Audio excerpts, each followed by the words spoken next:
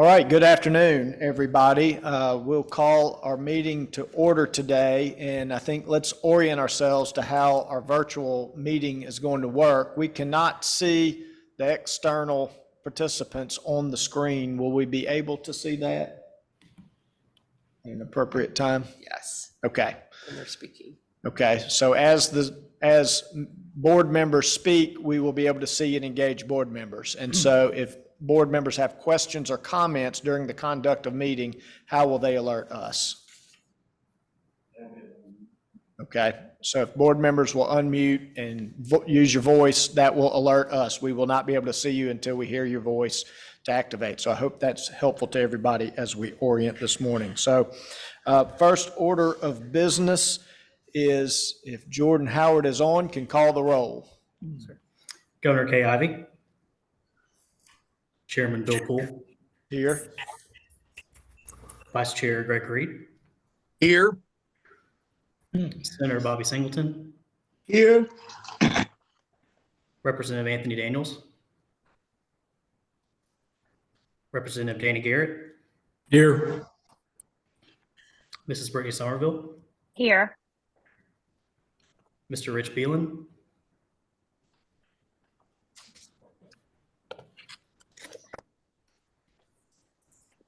Mr. Dave King.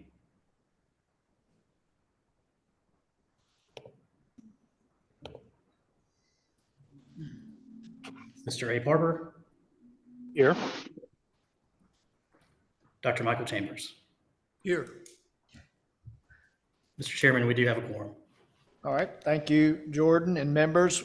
Quorum being present, I'll call this meeting of the Innovate Alabama Board into order. Our first order of business today is to review and adopt the minutes from our December 14, 2023 board meeting. I know that the minutes have been distributed. I hope members have had an opportunity to review the same. I'll entertain questions or comments related to the minutes or a motion to approve. Mr. Chairman, Greg Reed. Dave King moves to. All right, I heard a motion Dave from King Senator seconds. Reed, and I have a motion or a second from Mr. King. All in favor say aye. Aye. All opposed, nay.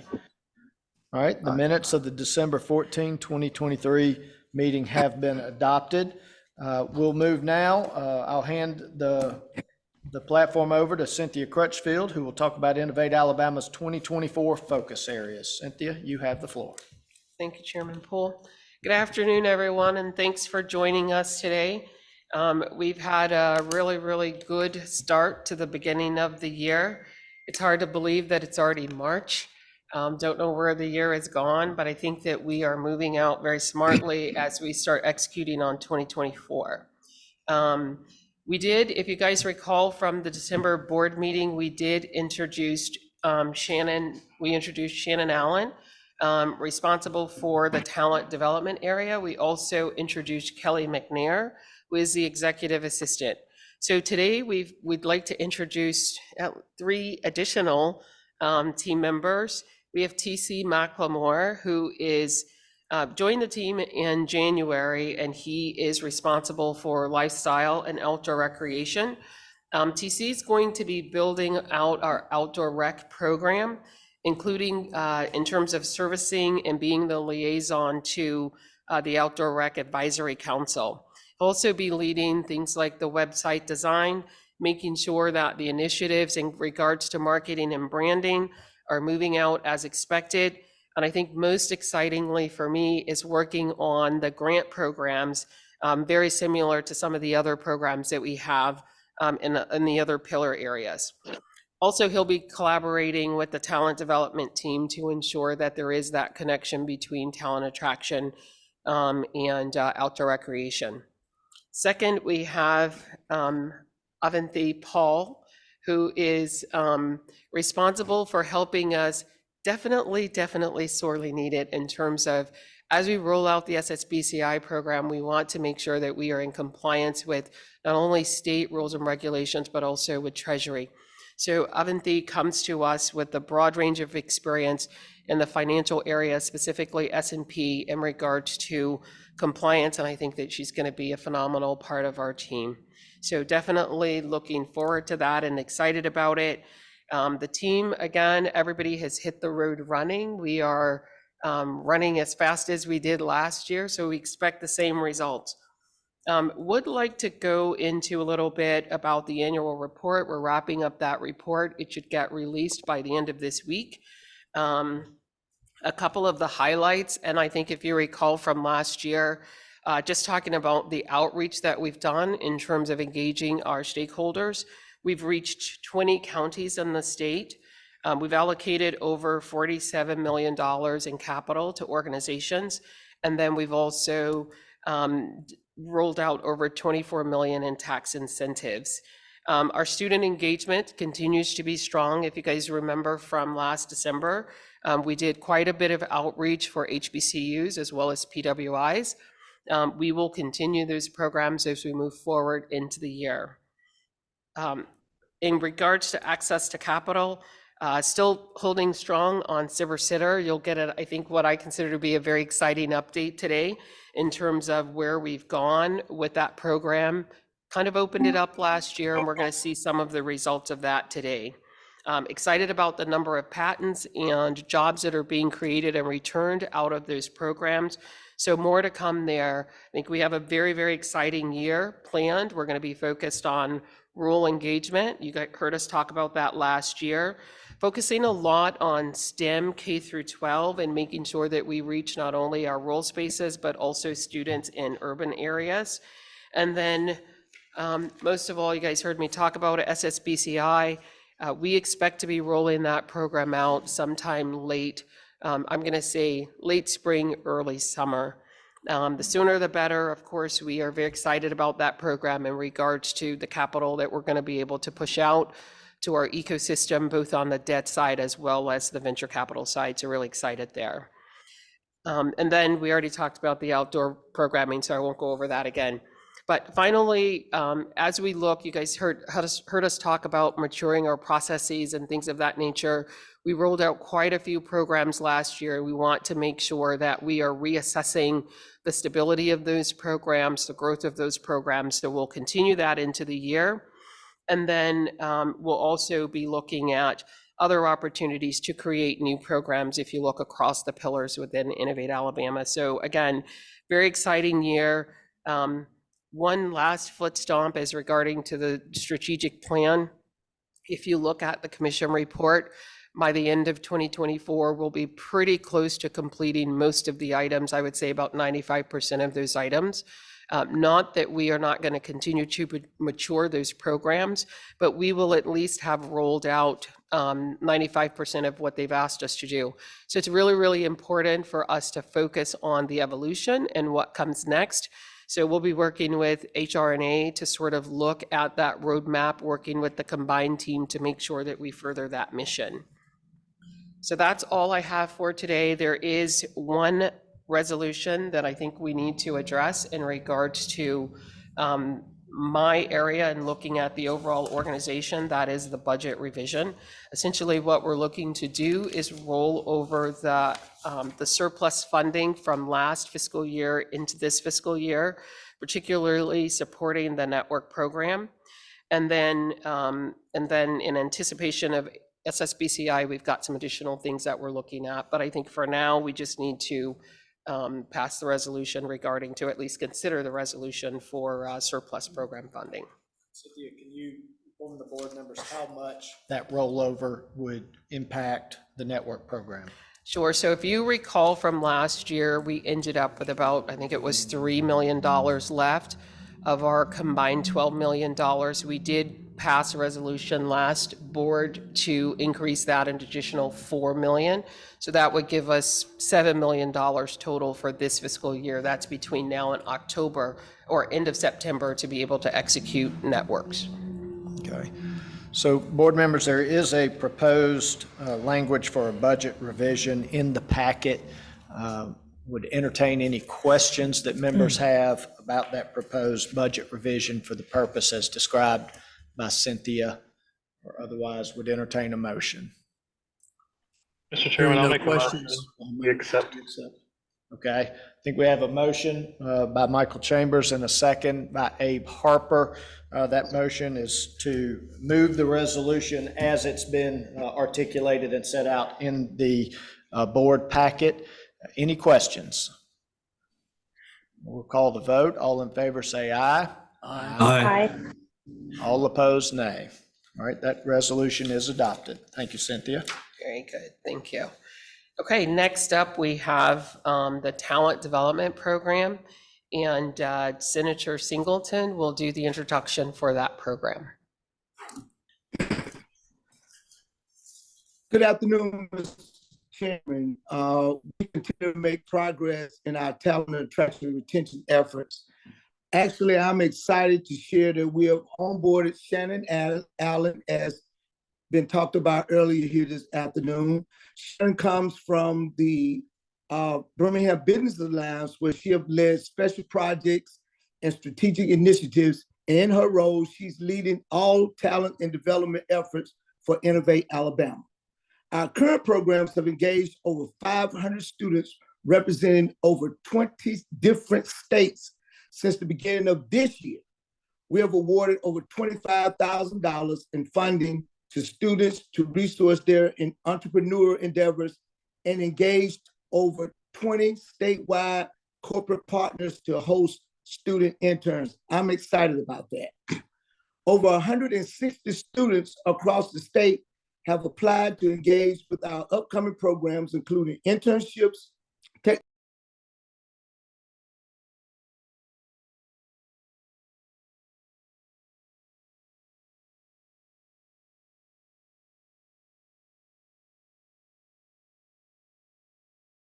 Lost him, so I'll finish his intro. As we look ahead to the year, we are exploring partnerships to expand our talent pipeline, and we'll continue to work with HBCUs and industry partners to create that hands-on STEM learning experience for K through 12 students, as well as provide support for communities who are competing for federal funding. So we'll go ahead and turn it over to Shannon to give us the update for talent development. Good afternoon. Again, I'm Shannon Allen, and I have the privilege of leading the talent development pillar for Innovate Alabama. Since starting in December, I've spent the remainder of last year and Q1 of this year working with our program partners to dive deep into our current programs. I'm excited about the impact that these programs have had across the state, and I look forward to expanding our efforts as the year progresses. The HBCU Innovation Experience, in partnership with the Alabama Collective, has seen tremendous engagement with HBCU students during this first quarter. In January, we had our Entrepreneurship Hackathon, which encouraged student entrepreneurs to create a business focused on rural innovation. 6 schools across Alabama, including both PWIs and HBCUs, participated in the hackathon. Through this program, students received mentorship from community business leaders, and we awarded $25,000 in funding. The winning team created a solution for rural communities who had seen closures or scale downs in the peanut farming industry to have access to stronger shipping and logistics routes so that they could bring their operations back online. So pretty cool innovation there. In Q1, the HBCU Innovation Experience has engaged over 400 students through 5 Innovation Power Hours at Trenholm State Community College, Lawson State Community College, Drake State Community and Technical College, Stillman College, and Talladega College. These engagements delivered app development and entrepreneurship training while teaching students how to leverage artificial intelligence. The Alabama Collective represented Innovate Alabama at conferences for minority-serving institutions and community colleges, where they presented to hundreds across the state on minority tech talent development and initiatives. They also led a workforce panel for the state. The HBCU Innovation Experience also hosted a recent Build Your Own Idea Bootcamp with 15 student entrepreneurs who were able to receive a Co-Starters entrepreneurial certification through a 2-day on-site engagement held in Montgomery. There is an additional session planned for Birmingham on April 20th and 21st. Looking ahead, details have been released for both our cybersecurity training and for the next Build and Pitch competition. The cybersecurity training, which begins on April 22nd, will be a 16-week virtual program where students can obtain their A+ and Security Plus certifications, We have received over 75 applications and will have 15 spots available. Through the app build and pitch competition, we will award $15,000 in funding to students, faculty, or recent alumni who will be pitching their apps. So far, we have received 80 applications, and the pitch competition will be held on April 10th in Montgomery. In addition to the HBCU Innovation Experience, Innovate Alabama is engaging with higher education students through the Emerging Innovation Scholars Program in partnership with the University of Alabama. Student teams will spend 2 semesters being mentored in the areas of research and entrepreneurship with the aim of creating a business that focuses primarily on community impact over profitability. In January, the semester kicked off with 79 students who formed 19 teams led by UA honor students, representing 23 states in 31 different majors. 70% of the students in the program are from out of state, and almost half of them are in the College of Engineering. At the end of the program, the student teams will pitch their businesses for the opportunity to win funding to continue developing their ideas. We will be awarding $10,500 in funding to the winning teams. We see a strong opportunity to mentor these students and retain many of them in the state. The level of community buy-in for this program has been outstanding. Not only are our pitch judges and reviewers made up of a diverse group of business leaders representing different industries and communities across the state of Alabama, but as you can see, we have also been able to recruit top business leaders to serve as mentors for the Emerging Innovation Scholars teams. The mentorship aspect of this program is mission critical. Students will have access to these leaders each week to refine their project ideas, develop partnerships, and craft their proposals. The advisory services that these students are receiving from these mentors is truly invaluable to their overall experience and growth as entrepreneurs. Additionally, students will have the opportunity to engage in informational workshops designed to equip them with the business knowledge and acumen that they need to be successful. This semester, students are engaging in workshops on budget and timelines, intellectual property, and corporate structure. Looking ahead, we are working with the Emerging Innovation Scholars team to strategize around how to duplicate and implement this program at institutions across the state of Alabama in 2024 and 2025. Specifically, we are excited about the opportunity to plug this program into HBCUs. Rounding out our current higher education initiatives is Fuel Alabama, an intern engagement program led in partnership with the Economic Development Partnership of Alabama. Regions across the state will have the opportunity to engage young talent while showcasing what their communities have to offer beyond the 9-to-5 workday. Communities will receive up to $10,000 to execute intern programming. Our goal is to impact 600 students by January of 2025. We are very excited to announce that the following regions have received their award notifications for Fuel Alabama 2024: Birmingham, Huntsville, Baldwin County, Mobile, Tuscaloosa, Auburn, Opelika, Montgomery, Dothan, and Calhoun County. Each of these regions has presented an impactful plan to showcase their communities to summer interns, providing mentorship, professional development, service opportunities, and fun social networking experiences. As you can see from this 2024 timeline, we are moving quickly towards our application open date for summer interns. The program will kick off in June with summits to gather all of the interns in one place planned for late June and mid-July. In addition to traditional marketing efforts, EDPA has piloted a college career fair strategy to engage with college students who potentially will be interning in these communities this summer.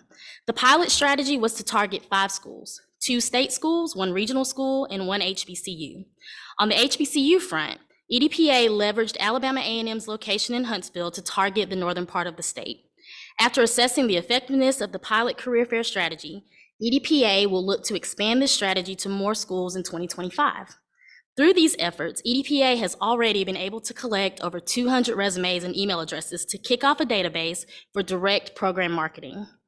In the K-12 space, we are excited to roll out our newest pilot program, Alabama Data Scholars, in partnership with QuantHub.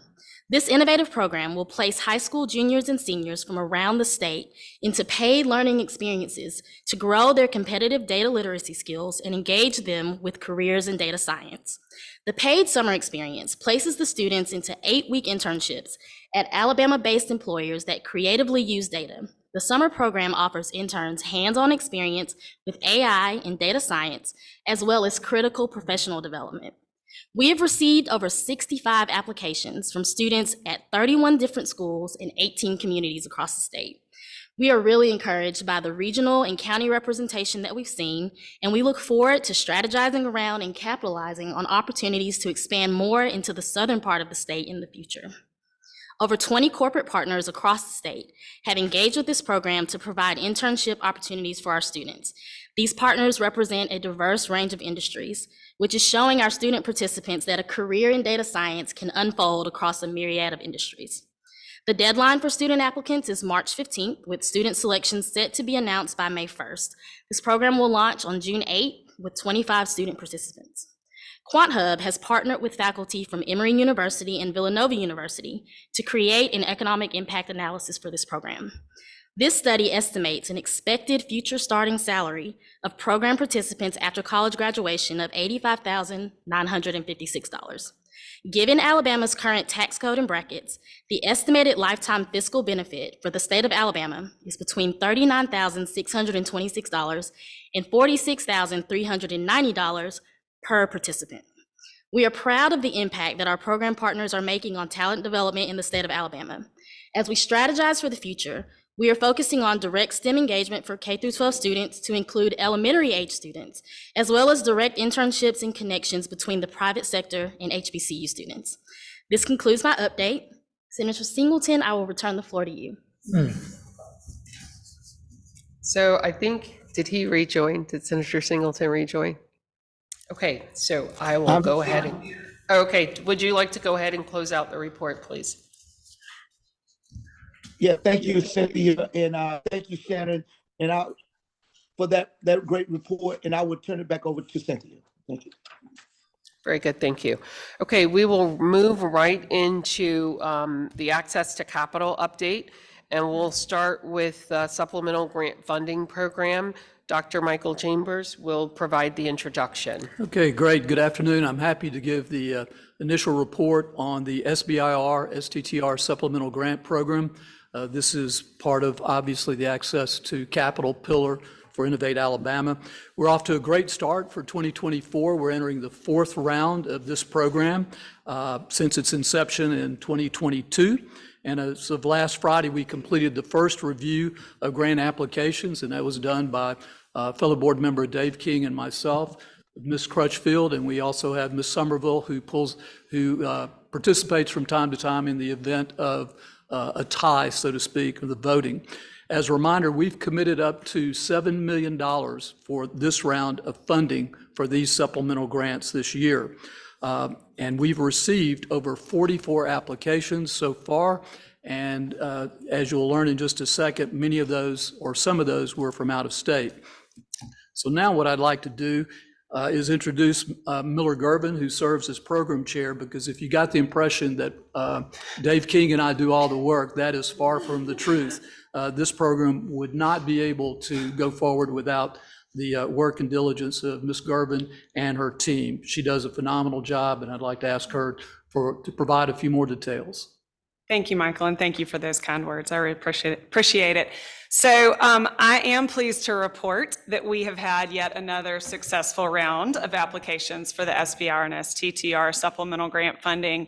And as a reminder, those are grants that are going to recipients of federal SBIR or STTR awards. And the state of Alabama has an opportunity to supplement those funds with additional projects. So those applications were open from mid-January to mid-February, and you heard from Michael that resulted in 44 applications. 23 of those were eligible as recipients of those federal grants as well. So several of those were from out of state, and that reflects some of the marketing efforts that have taken place to recruit companies from outside of Alabama to the state to headquarter here, bring their operations, their workforce here. So the legislation, y'all may remember, the legislation was tweaked for this program, was tweaked last year to allow out-of-state companies to receive that funding, provided that they relocate to Alabama within 12 months. And several of those companies that are seeking funds are prepared to do just that. So another really neat thing about this is that they are also really pursuing meaningful relationships with our research institutions and our universities here in the state. So it's exciting to see that this program is doing exactly what it was set up to do. So we also had a bunch of companies that may not have applied this cycle that are from out of state that said, hey, we got your marketing materials. We're really interested. We want to see if this makes sense for us, but it's really great to know about this program. So a few details about this round of applicants. We had 6 companies that are majority owned by minorities, 4 that are majority owned by women. Pretty evenly divided between phase 1 and phase 2 awards, with 12 and 11 in each group respectively. Companies that are in state are based in Birmingham, Huntsville, and Auburn predominantly, and then the out-of-state companies are from Delaware, Florida, Illinois, and Wyoming. And another stat that I thought y'all would be interested in is that the applicants in this round alone, so taking the other 3 rounds completely out of it, that represents 374 current full-time employees in the state of Alabama. And certainly these funds would allow those companies to grow. But it's also important to know that these are high-paying jobs in the knowledge economy that will contribute to Alabama. So as Michael mentioned, the review committee met last week, and exact numbers are forthcoming, but it appears that more than $3.5 million will be awarded for this round of funding. And just from a process perspective, wanted to mention that we've invested, and Innovate Alabama has invested in building out a process in Salesforce that houses the application information, but also allows the review committee a look and a deeper dive in advance of seeing of our meetings, and allows us to track those reports and how those companies are spending that money in a much more robust way. So we're excited about the process that's been made on that front, and there's always more to come. So y'all should know this, we do this twice a year. So there will be applications opening again. So if you hear of companies that are interested in taking advantage of this program, the applications will open again in early June and will close in early July. So just on a cumulative front, I know I mentioned this at our meeting back in December, but the early job creation and retention results have been really, really tangible. And thank you to Eve and Sierra at HRNA for helping distill all of the reports that are coming in. But it has been 18 months since the first round of funding was awarded, and we have distributed $9.76 million. That is not inclusive of what we just went through last week, and that is non-dilutive funding. So I think that's a key part to mention. That funding has gone to support the creation or retention of more than 350 jobs. Those companies are here in the state. Those companies are growing in the state. They are employing people here in Alabama, and this is the type of knowledge-based, innovative economic development that we are really excited to foster. So thank you. That concludes my report. If anybody has any questions, otherwise, turn it back to you, Michael. Well, thank you, Miller, and I can't really thank you enough on behalf of the team that reviewed these. And we do have a meeting where we review all the applications, and thanks to this process and platform that's been put in place, it's made much easier. But I hasten to add that if you think that we spend one day looking at these and that's the end of it, it's really not, because what Miller does in the background is we come up with 100 or so questions from the 44 applications that have to be answered because they weren't exactly answered in the application. So it is somewhat a rolling process as we get these answers done. But thanks again for everything you do. Absolutely. Mr. Chairman. Thank you. Okay, thank you for that update. We certainly are pleased with the results that we're getting from the Silver Sitter program and look forward to next round. Next up is staying with the access to capital pillar. We have Representative Daniels, who will present the introduction for the SSBCI program. Representative Garrett or Daniels? Daniels, I'm sorry, Representative Garrett. It's board day, give me a break. Well, I don't recognize Representative Garrett from that photo there, but I like it. Look harder. Well, thank you very much. As you know, we'll be hearing an update from the State Small Business Credit Initiative, the SSBCI.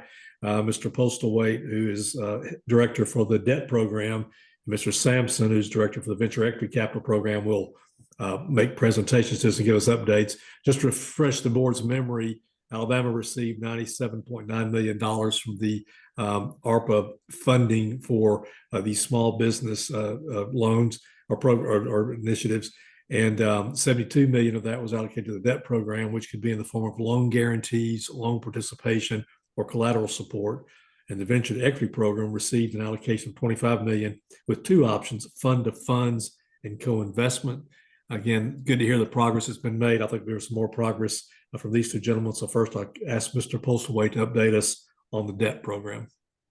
Thank you very much, Representative Garrett. Good afternoon. We'll go to the next slide, and this will encompass our focus for the first quarter of 2024. You'll see 4 bullet points: system development, lender outreach, business entrepreneur outreach, and pipeline development. But I would note those last 3 really are fairly related. Part of our system development really also includes branding. You will notice that I led off with the slide with Lend Alabama. The common nomenclature that Innovate Alabama is moving to or has moved to is this type of activity Alabama to tie it all together. So we are beginning to use the Lend Alabama designation for the SSBCI program. Next slide, please. So under system development, as you all know, we are still waiting to launch our program. The pieces are getting together, and frankly, this extra runway that we have had, we've made good use of that time to make sure that our systems, our procedures, our documentation is well in place. Because I think once we open up the doors, we will be fairly busy out of the chute. So this is just a snapshot of what we developed last fall, and we've actually looked at the pace of these items in the last, this will be the 3rd board meeting now. You can see as far as the documentation, we've completed all the documentation, we've completed all of the legal review of the documents. Really, the only piece that still remains is selecting a tech platform. We can do this manually, but nobody wants to. That does open up just more headache, more room for error. It's less efficient. So we are currently reviewing a number of different platforms that we are considering, and eventually we will select a platform that will house our SSBCI, both the debt side and hopefully the venture side as well. And that will make this a much more streamlined process, not just for Innovate Alabama, but for the lenders and our entrepreneurs as well. So we've spent this time, technically, I would say we're ready. We are certainly ready to start the lender enrollment, which we plan to do somewhere between 30 and 45 days before we go live with our loan enrollment, because it will take a period of time to bring the lenders in, collect the information, review them, and then get them actually executed on the master agreement. So that's why we've built in the first domino, which will be the lender enrollment, and those pieces are all queued up. Next slide, please. So as we went into the lender outreach and the entrepreneur outreach, that lends itself naturally to pipeline development. We did a snapshot at the end of January, and these are known projects that lenders are actively engaged in. I think the pipeline is vastly larger, but I can tell you from input from the lenders, lenders generally are not looking at a SSBCI or a Lend Alabama pipeline right now because we're not active. So since our timing is not been definitive, that pipeline will be developed after we go live. But the very encouraging aspect of this pipeline is we identified 48 transactions, which totaled slightly over $48 million. I would note that the median loan size is 300,000. We have some large loans, we have smaller loans, and that midpoint as far as loan size was 300,000. So our pipeline's tracking to what we were anticipating. But the surprise out of this, and we've talked a lot about SETI and the importance of SETI and how 2.0 is focused on our SETI borrower and entrepreneurs in Alabama, and our threshold is 56.5% that we're managing to exceed. This pipeline is 95% SETI, and this was a surprise, but the more I looked at this and gave thought, this number will dilute when we go live, because the simple fact is SETI borrowers are the underserved borrowers and entrepreneurs. It takes longer for a lender to underwrite and approve these. So that's why this lead time is longer, and these lenders have already identified these borrowers as perfect matches to the Lend Alabama credit enhancements on the debt side. Next slide, please. So how does this break out? So out of the SETI category, we've got just over 48 million. 46 million, or just shy of 46 million of that 48, is SETI loans. We have 2 million and change that are non-SETI. And what I appreciated is the well-rounded mix of SETI. As far as minority borrowers, there's a little over 30 million. And out of that subset, Black-owned businesses represent half. There's almost 16 million Black-owned businesses lending volume that has been identified. You can see women-owned, that's running about 27 million. Veteran-owned is a little over 9. And the piece that we always go back to is we want to qualify based on the entrepreneur, not necessarily on the investment area, which is still an important category. But we're very happy with the mix that just about 7 million is CDFI investment area, and the bulk of our SETI borrowers are based on the self-certification of the entrepreneur. Next slide, please. So then when we look demographically, we did put a heat map together of this pipeline, and we have fairly good representation throughout the state. I would note that there is a lack of pipeline transactions in the Black Belt, which is where we're going to focus now for the next couple of months with our outreach. But overall, where we are today, we feel very good about the pipeline, our outreach, and our systems. We're just waiting for the other pieces to come together so we can start enrollment of the lenders and then go live with the program. Are there any questions that I could answer concerning the Lend Alabama SSBCI debt program? Hey, Walt, this is You said the median loan is 300,000. What is the average? It would be $1 million. Okay, thank you. Mm-hmm. Walt. Brittany Somerville. I have a quick question on your previous slide. Are those I guess counted individually, each bucket? They are. Could we go back one slide, please? Like So, unique yes. counts, I guess is what I'm asking. These, all of these are subsets. So you could have a SETI borrower that is self-certifying as a minority women veteran-owned business. So these are not, they're subsets of SETI, but you can be classified in more than one of these SETI buckets, if that answers your question. It does. Thank you. Mm-hmm. Walt, quick question. That 95%, you said it surprised you.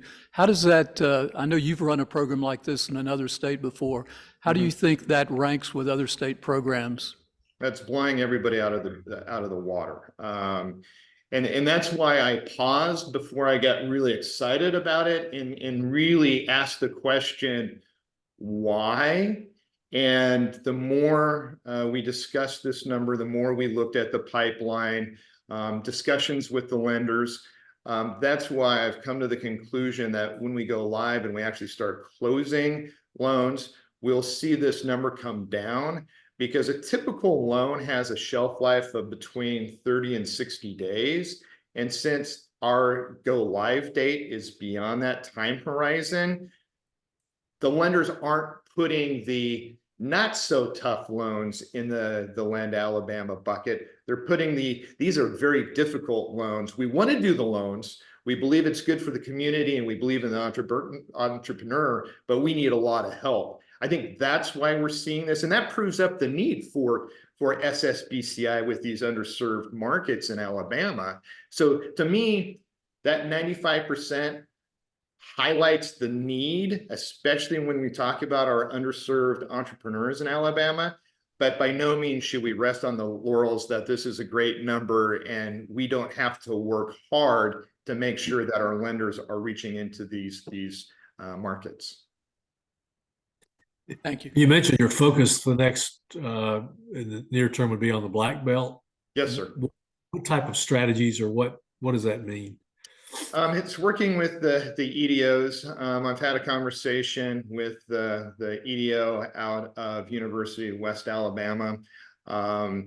We've had some contact. In all fairness, the dialogue with the various EDOs at the county levels has been slow. I'll take some blame for that, because with the lenders, they've been very engaged and I wouldn't say time consuming, but I need to allocate more of my week making sure I'm reaching these EDOs and the people who are connected to the business ecosphere in those counties.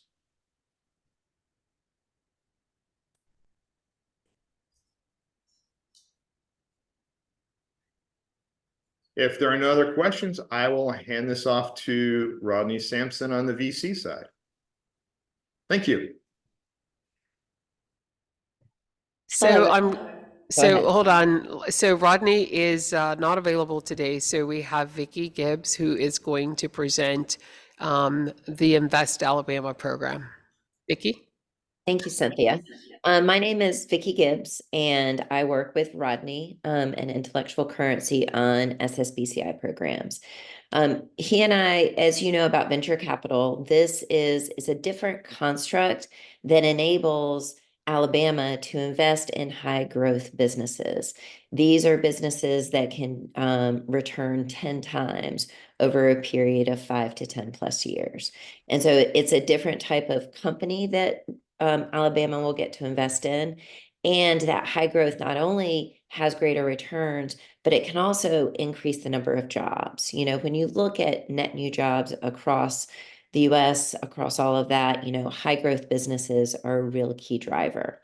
The chart that you'll see here is actually a chart that was recently shared by Treasury that summarizes the SSBCI venture capital programs across the US. And you may not be able to read the fine print, so I'll talk to you about what the colors mean here. So the states in gray are not doing a venture capital program. And as you note, that's very, very few states. Most states in SSBCI 2.0 are doing venture programs.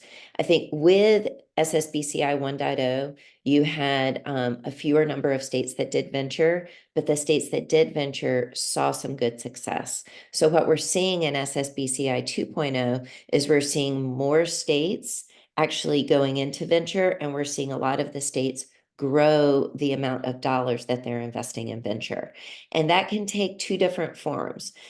Here in Alabama, Alabama is using both forms. They are doing the co-invest direct investment side, as well as a fund-of-fund programs.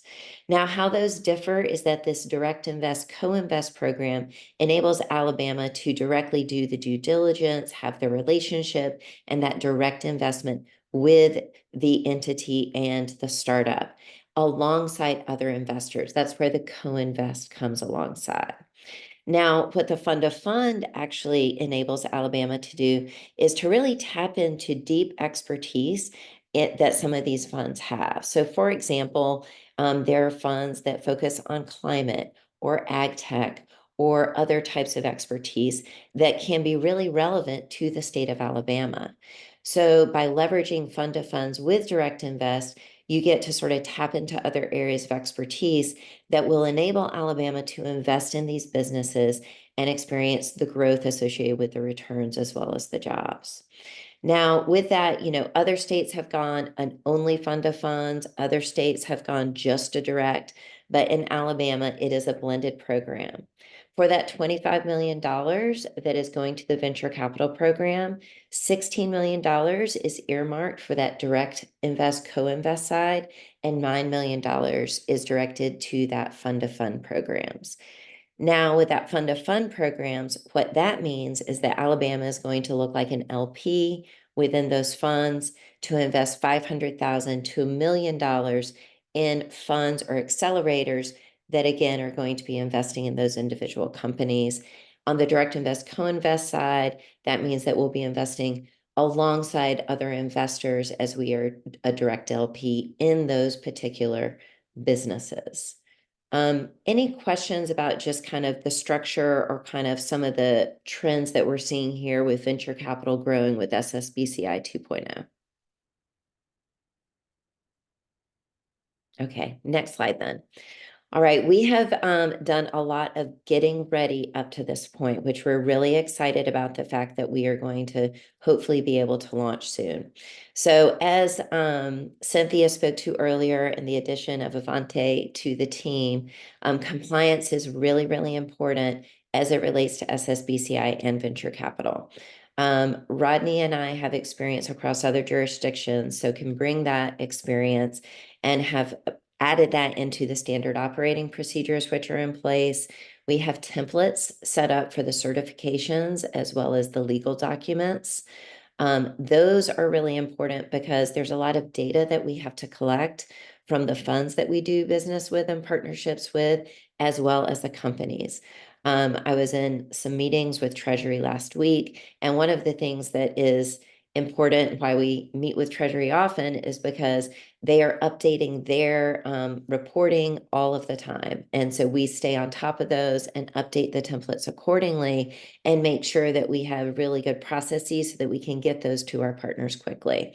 This enables us to do our reporting when we do investments, as well as reporting like quarterly and annually, and make sure that we have the information on hand so we can do those in a timely fashion.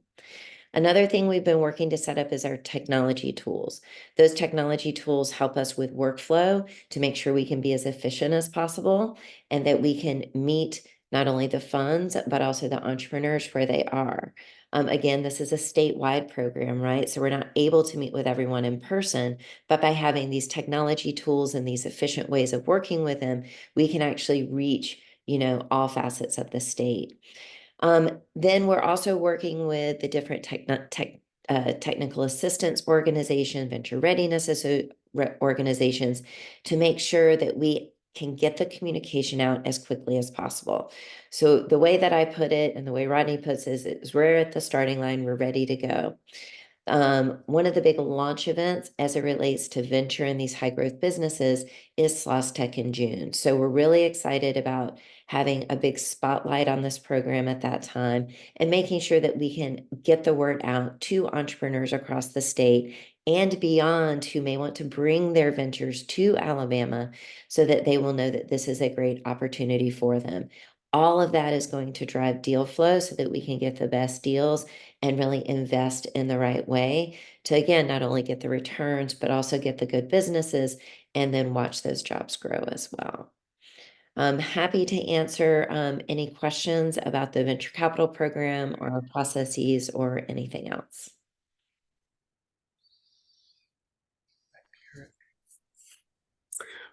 Well, thank you. I believe, Mr. Chairman, I believe we have a resolution to approve. Is that correct? Chairman Garrett, that is correct. There's a sample resolution in the board packet related to the approval of SSBCI authorities. Would you like to make a motion? Yes, sir. I would like to make a motion to approve that resolution. All right, thank you. Is there a second? Second. All right, I have a second by Michael Chambers. Any questions related to the SSBCI resolution? Cynthia, do you want to just give a very brief executive summary of that resolution? Sure.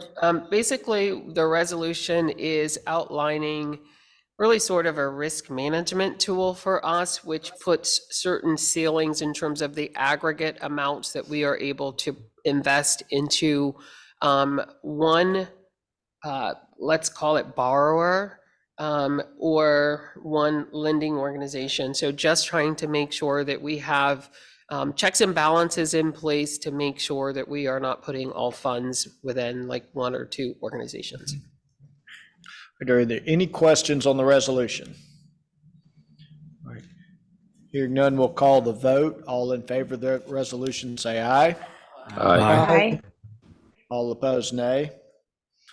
The resolution is adopted. And before we move beyond SSBC, I do want to acknowledge and thank Chairman Garrett and Representative Daniels. We've moved our SSBCI legislation to really just a technical correction relative to the prior authorization through the House. And so that bill is now pending in the Senate. So we look forward to passage through the Senate so that we can actually commence the program. My understanding is Treasury, we've been on the phone with U.S. Treasury as late as about 2 hours ago.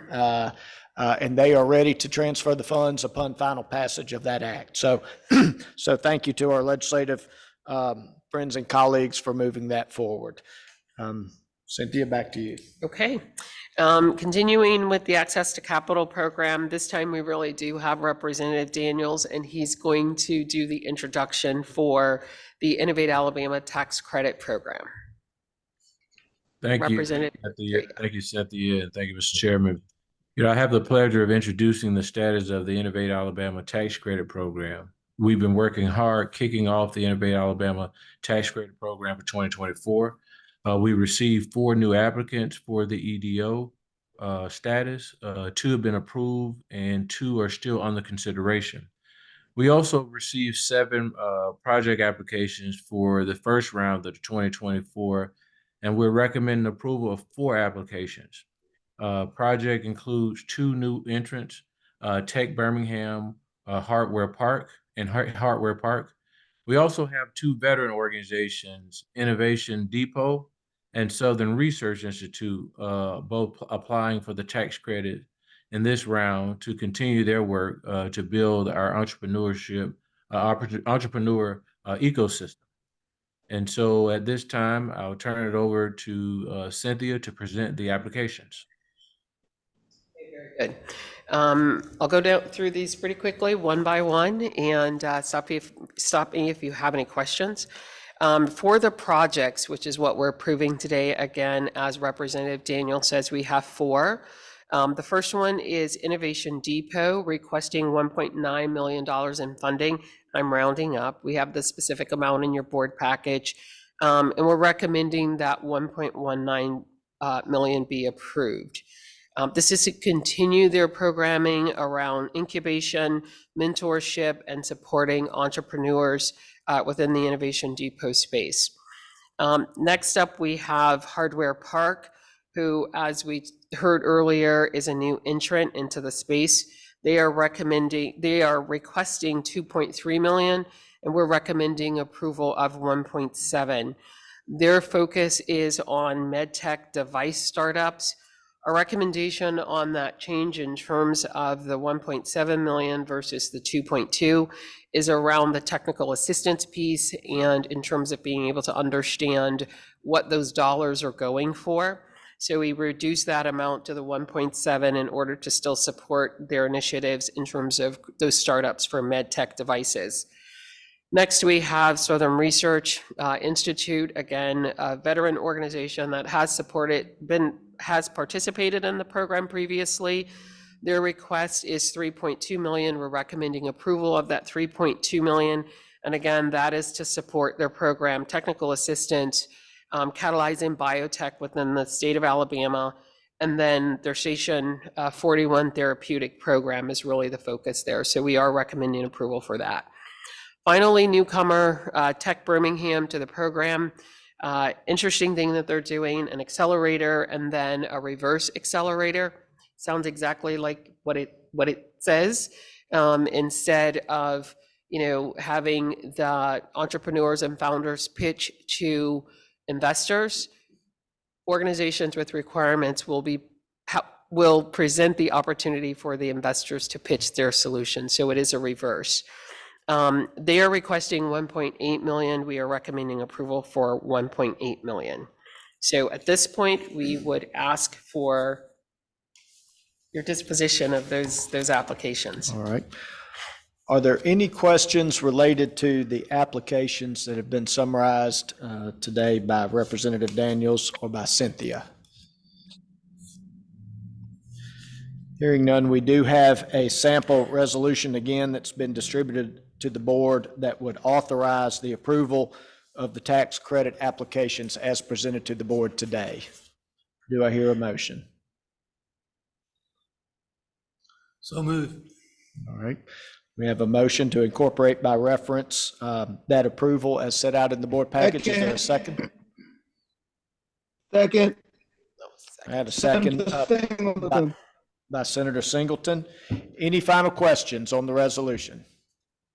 Hearing none, we'll call the vote. All in favor indicate by saying aye. Aye. Aye. All opposed, nay. The resolution approving the Innovate Alabama tax credit applications as presented has passed. Excellent. Okay. So next up, we are almost done with access to capital. This is our final program in this area. Next up, we have Brittany Somerville, who will introduce the network designation program. Thank you, Cynthia. It's great to see you all today. I'm here to catch you up on the Innovate Alabama network. Right now, we're in the process of scoring round 2, which has been exciting. We have received a record-breaking number of applications for this round. We have 100 designation applications and 78 grant applications, and that adds up to more than $43 million in grant requests. So just as a quick aside, that just shows you how wonderful the team is doing in spreading the word and getting the state excited about the opportunities available with Innovate Alabama Network. That the number of applications in and of itself is a huge jump in the right direction. This incredible turnout showcases the thriving spirit of innovation and entrepreneurship across the state. And it highlights how much of an impact this program is making to drive economic growth and tech advancement in the state.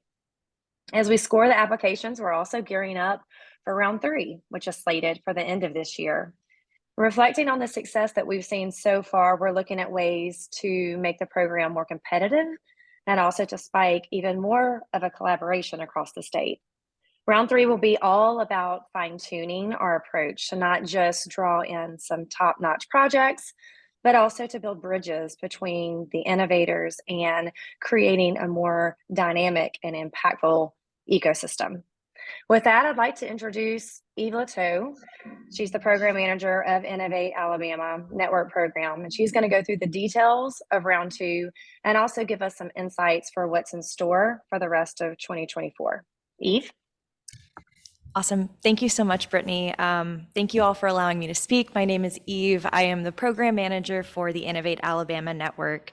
I'm going to take a few moments with you all today just to talk about the overwhelming response we've had from the second round of the Innovate Alabama Network.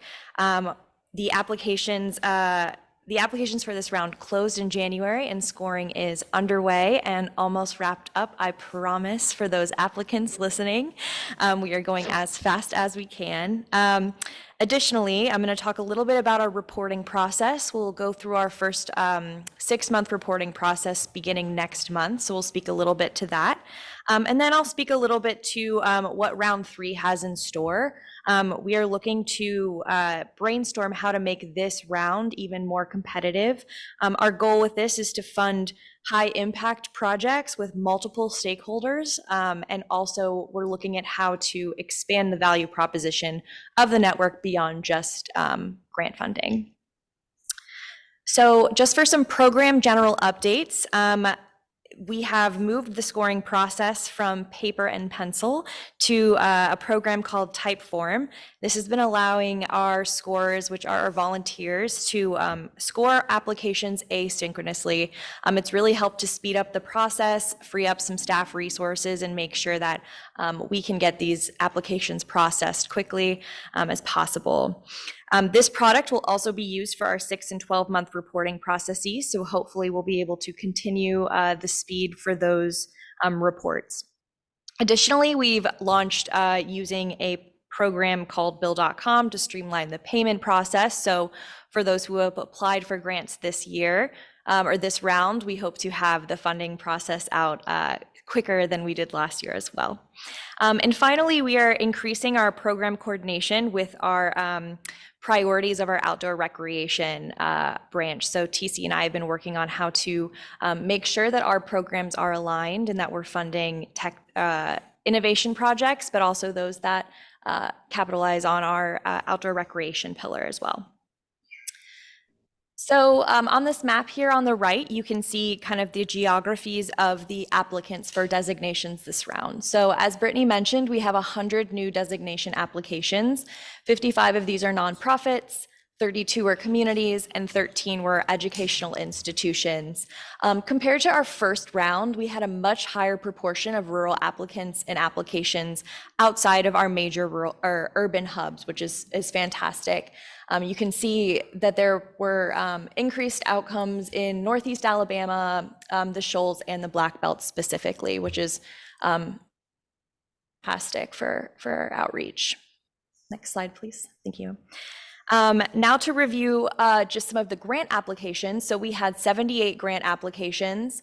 39 of these were from nonprofit organizations, our entities. 28 were from our communities, and 11 were from our educational institutions. And this map here on the right shows the where funding requests were from and the amount of money. So as you can see, there was a high concentration of funding requested in Birmingham, but there's a relatively strong amount of funding in that northeast Alabama, as well as down near Mobile and Dothan. So we're definitely working to make sure that the funding is being dispersed throughout the state. Additionally, we had about $43 million in grant funding requested. Unsurprisingly, a lot was in Birmingham, but there are some significant requests in the rural communities as well. An update on our scoring process. So scoring is underway asynchronously through Typeform, as I mentioned. We selected our scorers based on their involvement and familiarity with the innovation ecosystem across the state. So we had diverse stakeholders represented in our scoring processes. We looked for folks that are invested in innovation across the state, but also are geographically dispersed, racially dispersed, gender, et cetera. We had between 9 and 12 scorers, and all had familiarity with the program and Innovate Alabama's ongoing programming. And finally, I'll speak to the reporting process. So we are in the process of developing our first 6-month report for round 1 grantees, which will be very exciting to see the impact that the program has had so far. This will be conducted through Typeform and sent in around April to our first round of grantees. So the topics that we'll be discussing and asking folks to report on include the utilization of funds so far, project overviews, milestones to date and future milestones, impact on the innovation ecosystem, specifically geographies, any collaboration and partnerships that have been created through funding, challenges and lessons learned. We'll also be seeking feedback on the program so that for our round 3, we'll be able to edit the program to fit our applicants' desires. And that's all I have. If there's no questions, I will pass it back to Brittany. Any questions? All right. Eve, thank you so much. This program's growing like gangbusters and wouldn't be near as successful if it weren't for you, your diligence and your dedication. Appreciate you so much. Mr. Chairman, this concludes our update. Right. Thank you, Brittany. Thank you, Eve. Cynthia. Okay, next up, we've completed the access to capital pillar. And we'll move on to lifestyle and outdoor recreation. We'll have Mr. Beelan do the introduction for outdoor rec. Good afternoon, Mr. Chairman. First, my apologies to everybody. I've been on the call the entire time, but I was somewhat technology challenged, so my speaker was not working. So what we wanted to do is give an update to the board on the progress we've made in moving our outdoor recreation work forward. One of the recommendations our Outdoor Recreation Council made last year was to hire staff and establish programs within Innovate Alabama that are focused on and dedicated to promoting outdoor recreation. And I'm excited to share today that we have been able to do just that by bringing on TC McLemore as our new Executive Director of Outdoor Recreation Programs. TC is a familiar face at our board meetings, having formerly served in a support role to Innovate Alabama during his time with Paradis. Prior to his work in public affairs, he led Red Mountain Park in Birmingham, which is a fabulous park here for those of you who've never visited. Now, with a permanent council on outdoor recreation and a dedicated staff person in place, we're focusing on launching our website, asset map, marketing campaign, and other outdoor recreation programming this year. We're targeting a late April, early May launch for our website and marketing campaign. We're also working to create an outdoor recreation grants program this year. So I will now turn it over to TC McLemore to talk through these updates and other promising program opportunities for 2024. Good afternoon. Thank you, Mr. Beelan. It's been an honor joining the Innovate Alabama team. This role sits squarely in my passion to get all Alabamians outdoors and to grow economic opportunity throughout the state. Starting in mid-January, I've begun immersing myself in the efforts and initiatives that have preceded me, looking for opportunities for a strategically integrated approach to growing Alabama's outdoor recreation assets in service to our mission of helping innovators grow roots. This has included reviewing the recommendations of our Outdoor Recreation Council. I'm happy to report that I've boarded a train traveling at full speed. 9 of the council's 13 recommendations are on pace to be completed by early summer. I've also reviewed the county and activity level breakdown of our outdoor recreation funding commitments to date. We're working on deploying nearly $13 million to support activities such as walking, hiking, backpacking, mountain biking, fishing, and paddle sports in 21 counties around the state. And then finally, the development of our Seek Alabama brand is well underway and will be the vehicle through which we continue to deepen our work in the outdoor recreation space. As mentioned, those Outdoor Recreation Council recommendations, or of those recommendations, many are in motion through our work in partnership with Big Communications in developing an outdoor recreation website for the state, an outdoor recreation asset map, and the launch of a national marketing campaign to share with innovators, entrepreneurs, and investors what we already know, that Alabama offers an unparalleled way of life, and that Innovate Alabama has the tools and resources in place for you to start and grow your company right here. You can see here and on the previous slide, high-level mock-ups of our website in progress. Our website will be a content-rich destination for those in-state and out-of-state looking for all that Alabama has to offer to support an outdoor lifestyle. With anchor pieces of content at launch, our website will grow and expand through user-generated content to reflect the diverse ways in which Alabamians get outside. Our asset map is also well underway and maybe the most anticipated of the projects we're working on with Big.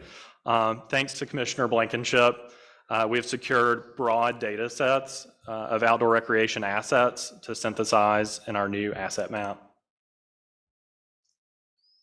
The May launch of the website will coincide with an in-state brand building campaign, which will move into a national campaign with a national media partner in the innovation and tech space in late summer, early fall. And I can't wait to share more about what that campaign will look like as we get closer to launch. Here's the campaign timeline for those of you on the Zoom call. You probably have a better view than those of us in room. As I mentioned, the initial launch period in May will focus on in-state brand building, cultivating local ambassadors through own content and experiential and event participation is the first step in launching the Seek Alabama brand. Retention aiding tactics will be the primary in-state focus, with paid media providing reach, extension, and creating impact. After the statewide launch of seekalabama.com, a national campaign will announce to innovation pioneers across the country that the adventure they're seeking in their everyday life is right here in Alabama. Impactful awareness drivers will be coupled with targeted digital efforts and event activations to drive long-term brand building and immediate performance. As many have alluded to, I've been working closely with Eve in determining how our strategic grant making interacts and aligns with our network program. The next batch of recommendations from our Outdoor Rec Council that I'll be discussing include surveying what other states have done well that we might be able to replicate in Alabama, identifying some low-hanging fruit, high-impact projects to invest in, and establishing a grants program for outdoor recreation. And each of these really inform one another. In looking at what other states have done well that might work well in an Alabama context, the council and I have reviewed several states' creative grant strategies, including separate opportunities for smaller communities, graduated matches based on factors such as median household income and population of communities, and grants intended to cultivate an environment for businesses and entrepreneurs in the outdoors industry. We anticipate the launch of our grants program by late summer, early fall, aligning with the network. I've been working with communities and partners throughout the state to establish funding agreements to release funds for those high impact projects identified at the end of 2023. Through this process, we've been able to see what the needs are on the ground with groups doing this work, along with what types of grant categories will yield the results that we're looking for. Documents like the SCORP or the State Comprehensive Outdoor Recreation Plan will inform how we prioritize investments based on community feedback and the unique potential of each region.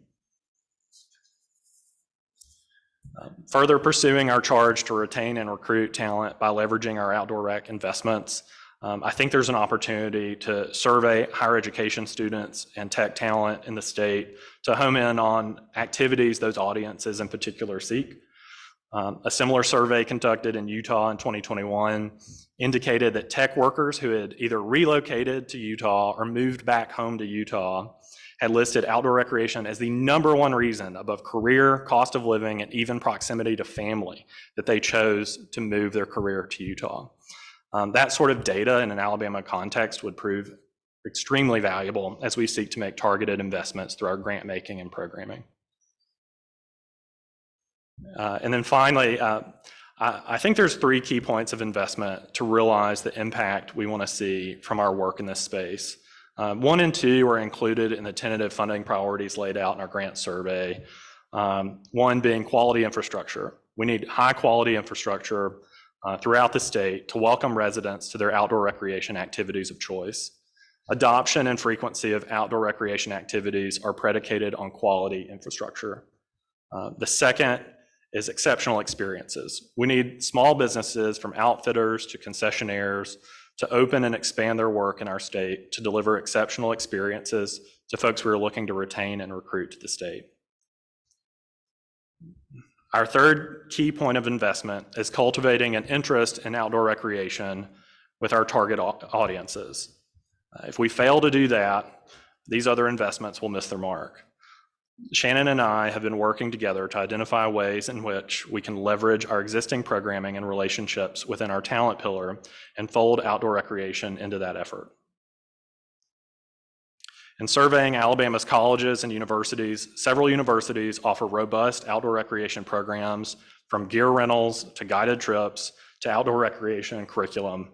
We're working to identify sponsorship and programming opportunities to scale what those universities are already doing to offer more students that same programming and to introduce those students to the wider universe of programs and opportunities under the Innovate Alabama umbrella.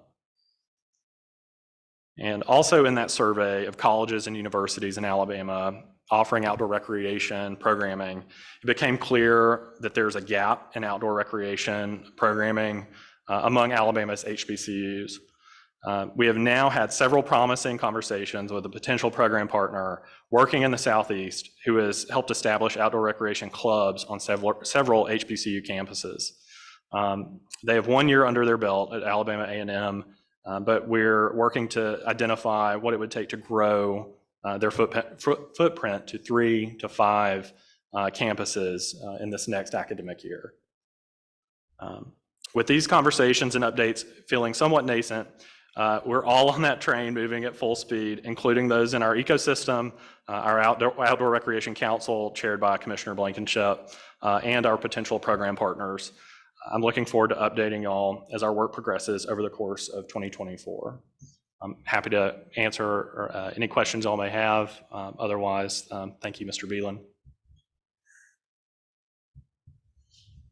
Right.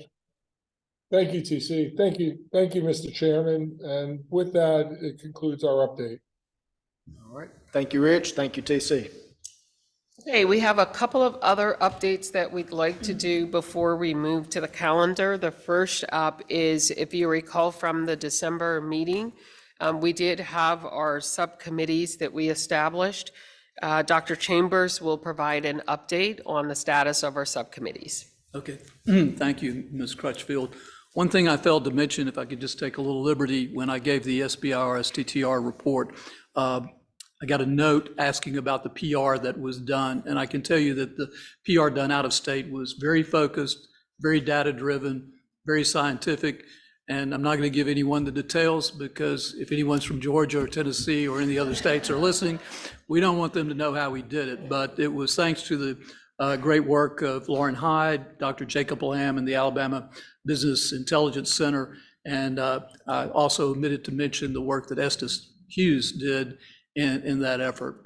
It was very important. So shifting now, transitioning to the subcommittees, we formed, as Ms. Crutchfield said, 3 subcommittees at our last meeting. Those 3 were finance, policy, governance, human relations, and risk. So those last 3 being in one committee. So charters were adopted at the last meeting. Subcommittee membership has been populated, so to speak, between all of the board members. Each subcommittee has 3 members on it. And we want to thank Ms. Crutchfield for giving us some kind of starter points for each subcommittee of things to consider. Each subcommittee will kind of develop itself at its own rate, but if you look at the minutes of this meeting, you'll see some pretty specific charters for each subcommittee about what we should be doing and looking at. I'm giving the report, but all this work was done in the background, much of it, if not all, by Abe Harper, one of our other board members. He is presenting something somewhere. I'm not sure where he is, but he was up there early, but he has disappeared, so I'm sure he was called to the podium to give his presentation. But we want to thank Abe Harper for all of his hard work on this particular project. Thank you, Dr. Chambers. Final presentation today is from Senator Greg Reed, who will provide us the legislative update. Senator Reed. Thank you, Mr. Chairman, board members, Cynthia, staff members. Thank you all for a very successful meeting already today. I'm glad to give you some information on what's been going on in Montgomery related to the Alabama legislature. First off, let me make note, as we've already mentioned, an important Innovate Alabama bill that is going to be responsible for changing the date, which allows for the distribution of the federal grant funds in the SSBCI program. We had 2 pieces of legislation. Senator Albritton had Senate Bill 71 in the Senate, and then Representative Reynolds had House Bill 138 in the House of Representatives. House Bill 138 has already come through committee and the floor of the Alabama House of Representatives and is now in Chairman Albritton's committee in the Senate. And it'll certainly be my goal to move that quickly as we get ready to finalize that so that the program can get going. And we'll keep you posted as we finalize that in the Alabama Senate. In looking at an overview of some things that we've done in the legislature, wow, we have been really busy. We've had a lot going on, a lot of lofty goals to start with, and luckily we have moved through those in a way for some significant accomplishment, but yet much to be done. I'm going to run through this very quickly, and if there are any questions at the end, we can discuss them, or if anybody's wanting more information, they can speak with me or Senator Singleton or others offline if you want more details. But first off, in the Senate, we worked on a piece of legislation called Parents' Right to Know. This was an opportunity for every school system to put on a website all of the curriculum for what students are being taught kindergarten through the 12th grade. This transparency was very well received. I worked with Senator Singleton, one of our own board members, on a very important amendment related to this legislation. We had good support. It's now passed in the House of Representatives, got a strong vote in the Senate and in the House as well, and is headed to the governor. We also worked on legislation known as ballot harvesting, which was related to election security. We worked on self-appointing boards. These were boards that libraries or the archives board that appointed themselves and governed themselves with state tax dollars, and we felt like they needed a little more accountability. So we worked on that. A topic that Representative Garrett, one of our board members, worked on diligently with the governor, which was a priority to the governor, was the CHOOSE Act, which was a school choice piece of legislation that has actually been signed by the governor. So it is now law in Alabama, offering another option for there to be school choice available for parents to send their kids to private schools or homeschool options. Certainly a continued focus on the public school in Alabama, recognizing the vast number of kids that are going to get an education in our state are going to go to public schools. We had one topic that became ours to deal with that was not on this very lofty list of accomplishments we were hoping, and that is the issue of IVF, in vitro fertilization.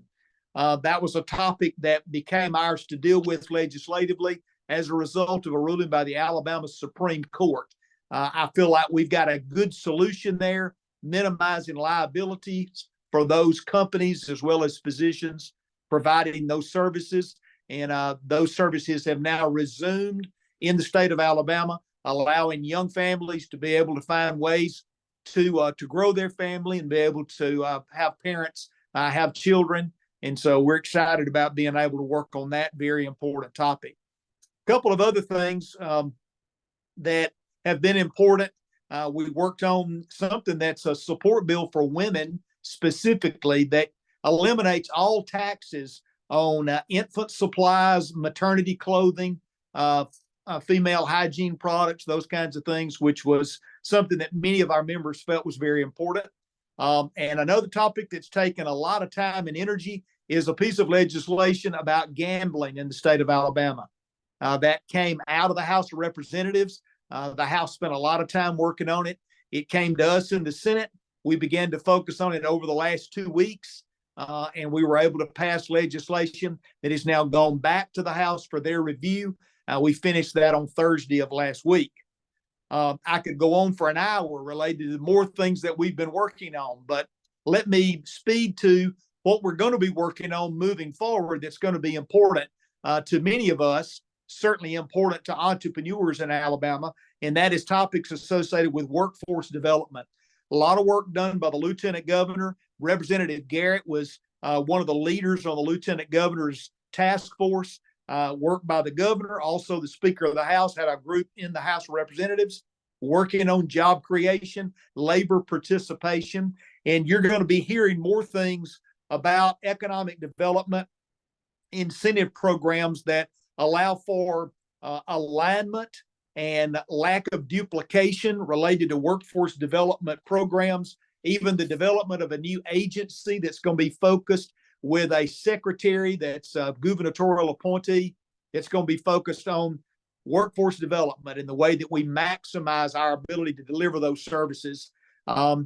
Looking at workforce development plans, an idea where we would actually have a legislative requirement to where there would be a plan for workforce development in Alabama moving forward, and that there would also be accountability on that workforce plan, making sure that as we roll things out, we are getting the outcomes and making the accomplishments that we want. One of the elements with that you'll hear about is even the idea of support for career tech education in our high schools, even changing for a new diploma that's going to allow for young folks in high school to be able to get a workforce pathways diploma, which allow them to speed toward the skill set and trade skills that they're looking to develop, certificates that are offered, be able to do that in high school or with dual enrollment with the junior college system in our state. So we have many more 18 and 19-year-olds ready to go to work with great skills and a diploma to back it up. Also looking at recruitment options. How do we recruit folks? How do we use the Alabama employment agencies to be able to do that? We're going to be analyzing public-private partnerships and looking to have a solution to some of these barriers, some of the issues associated with scholarships for military veterans, and looking at ways that we get members of the military quickly involved in the workforce as they leave military service. Also tax credits, maybe a child tax credit. If you think about who are some folks during the pandemic that left the workforce that have not come back, many of those are young mothers with small kids. And if we offered some additional opportunity for tax credits for childcare, would those young moms be willing to come back to the workforce? A number of other topics that are going to be discussed there. I'll leave it with that and finish up with this, and that is budgets are strong in Alabama. The legislature will deal with our budgets as we get ready to come back in April. Of course, our chair, who's the state finance director, has worked with the governor and her team in developing state budgets, and now they've gone to the respective legislative committees for the general fund and the education budgets. The good news is Alabama's economy is very strong. That yields surpluses in our budgets. So we once again will be looking to make wise choices on how we spend those resources. But one thing that's noteworthy is that we had a 9% increase in the general fund budget, but we need to be careful as we look at that, in that the majority of that increase is from money that the state has on deposit.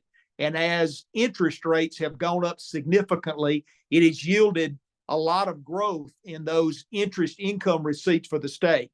That's a great blessing for Alabama at the moment. But we also know, as we hope and expect, as interest rates go down, we'll wind up in a place to where those receipts will no longer be as robust as they are currently. We see the general fund basically without those receipts on interest income, the budget's about flat. And the education budget is actually down about 2% year over year. So again, things are still very strong, but we need to be very cognizant to continue to make sure that we're making wise, conservative choices with our budgets in Alabama. And with that, Mr. Chairman, I hope that's enough information that everyone has a little idea of what's going on in Montgomery. And again, if there are questions, I'm glad to answer them. But thank you, Senator Reed, for the legislative update. I will add that if it hasn't been filed yet, I think we're seeing anticipating the filing of a bill related to innovation districts. And, you know, by the very title of that bill, that will certainly be of interest to Innovate Alabama and everybody involved in Innovate Alabama. So I would encourage everybody to key on and monitor that bill and its progress, as well as the others mentioned by Senator Reed. As we move into wrapping our meeting today in good of the order, I would just take a moment. I do want to go back to our subcommittee update and very specifically thank Abe Harper for his hard work. He has dedicated a substantial amount of time and effort to forming those subcommittees and creating them in a way that I think is sustainable and thoughtful in terms of ensuring that we have a structure, that we have adequate and thorough governance, oversight, and we're developing this entity to be sustainable. And I think the committee structures are very important in that regard, and encourage all the board members to please engage and give feedback through the process of standing up and beginning to activate those committee structures. Before I open it up for further good of the order, I do want to thank the board for your participation today. This virtual setting is different, but I think it has functioned well. But I do want to thank the board for participation and the time it takes to prepare for and execute the meetings. Certainly in that regard, also want to thank Cynthia and the staff for all of the hard work, as I think everybody who has participated today can see the slide presentations that are prepared, the reporting that is prepared. It takes a lot of effort to execute, and want to thank all of the staff, particularly the new members of our staff that have come on board. And we welcome you and want to continue to work with all of you. Also want to thank our external partners, some who have reported today and presented today, some who are not on today's agenda, but there are many, many external partners who are assisting in this effort, and we appreciate all of their time and effort. And I just want to emphasize, I'm pleased, particularly through the presentations today, when we see the commitment that's articulated from the various presenters to fulfill the vision of Innovate Alabama as identified via the roadmap of the Innovation Commission, and being true and authentic as it relates to sustaining that vision and executing on it.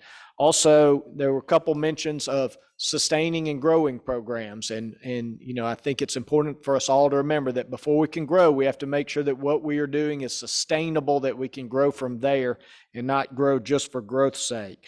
I noticed also the commentary of prioritizing statewide distribution of resources and effort and marketing and outreach, and that is important, that we continue to sustain and be committed to a statewide service. And it's going to take extra focus and extra effort when we talk about the rural areas, but extending the effort into rural areas is critical. And I think what really evidences the significance of the effort of Innovate Alabama is the interest statewide in the innovation network. And I think that shows that the word is out and is creating energy and excitement. I'm also pleased, but want to encourage all of our staff and external partners to continue. We have to monitor and track outcomes from a data-driven aspect. And I think we've seen reference today to data collection. We've seen reporting on some of our presentation, but there's nothing more important than tracking, monitoring, and being able to measure outcomes with hard data as it relates to the efforts and work of Innovate Alabama. And finally, want to encourage, and particularly through our committee structures, that we stay focused on our financial compliance and legal integrity throughout all actions and missions of Innovate Alabama. So just wanted to make a few points as it relates to those issues. In closing, and I will provide an opportunity for any additional comments, good of the order from board members, but I do want to reference everybody to the future meeting dates. They've been distributed in the packet for today and have been announced before. June 11th in person, September 10th in person, and December 10th in person. I do want to just comment, not so much to direct, but to invite thoughts and feedback from board members. But we are slated at this point to have all three remaining meetings in this calendar year in Birmingham. And the basis for that is we bring on staff trying to create a little more of a corporate setting in our board meetings, but also build the sustainability of this effort as we bring on staff, trying to solidify our processes and mechanisms so that the board meetings are not quite disruptive for staff, so that we can remain focused on mission. But I do think we will need to continue to think about having board members after this calendar year across the state of Alabama to continue to invite stakeholders to be participating in our efforts, to be able to project out our efforts. So I don't want to indicate that for one, in my own personal opinion, think all board meetings need to be grounded in Birmingham from this point forward, but I do think it's important at this juncture for a sustainability and a continuity standpoint for the entity and staff to maybe ground here for a couple of consecutive meetings. But I say all of that to invite feedback. We can adjust those plans as board members feel like we need to. So the planned locations are just that. They are planned locations. They are not final. So here again, I make all of those points to invite any feedback, positive or critical, that anybody has as relates to those plans. So with that, I have nothing further for the good of the order. I think I've taken enough time here at the end. Any other board members have any final comments before we conclude our meeting today? All right, hearing none, thank you all again for your participation today. This meeting of the Innovate Alabama Board meeting is concluded. Thank you.